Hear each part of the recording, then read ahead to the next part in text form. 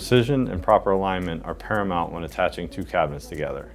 This creates a seamless and secure connection that increases the aesthetics and functionality of the space. First, place the cabinets in their final positions.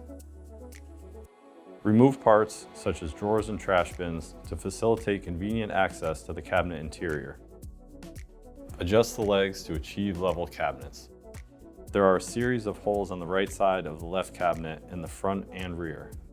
Only insert screws into the holes positioned second from the bottom and top. Partially insert two number 10 screws into the holes towards the front of the cabinet. After, partially insert two number 10 screws into the holes that are towards the back of the cabinet.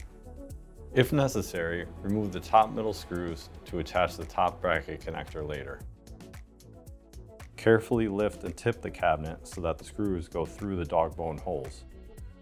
Before you tighten the screws, make sure the cabinets are level and square.